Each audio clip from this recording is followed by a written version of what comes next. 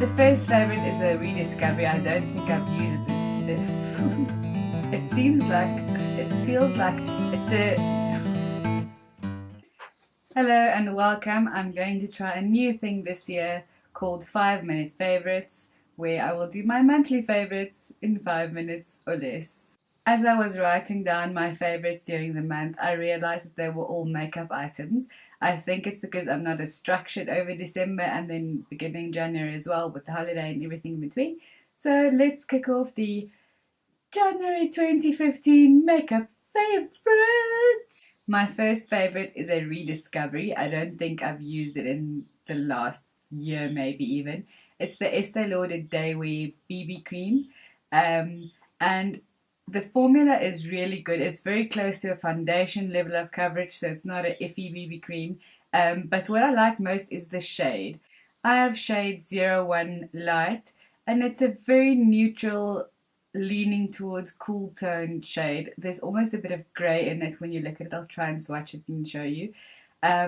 And it just works phenomenally. I don't have any yellow or pink to worry about, and it's just a fab product for a low maintenance day. I've mentioned this next product in the favorites video before, but it seems like I haven't, but even if I have, it doesn't matter because it's a favorite this month.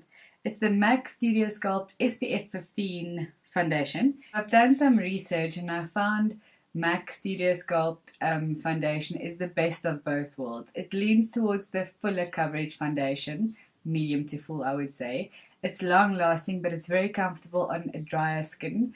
So if you are prone to dryness or your skin flakes a little bit, I think it would be a good one for you. Next up is the entire Sam's Pick Real Techniques brush set. The three standout products for me are the multitask brush, which I actually use for blush, the contour brush, which I use for highlighting, and the setting brush that I use for contouring.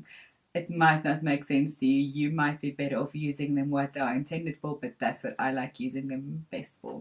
Next up is another rediscovery. It's the Revlon Age Defying Targeted Dark Spot Concealer. I dare you to say that 5 times fast. So while the name suggests that it's intended for dark spots, I use it for all over concealing, for under my eyes, on little pimples, dark spots, everywhere. I definitely like it more now than I did in winter. I think the actual product is just, the consistency is just a bit creamier and softer, and I find it much easier to blend and work with. Where in winter I need to be a bit more careful how and where I apply it because it can look a bit cakey. I found a contouring gem from MAC this month. It's their blush, just their regular powder blush in Taupe. It's a fairly, I don't want to say neutral brown, it's fairly cool toned brown. If you are a fair and cool toned person like I am, contouring is, there is no other way to explain it. I've always used bronzer and it sort of works but not quite. You can see it too much. Contouring with this product is pretty much what I've been waiting for since I learned about contouring. It's the exact right shade. It blends so easily. If you are keen on seeing a very quick tutorial, subscribe so you can be notified of my next video because that will be it.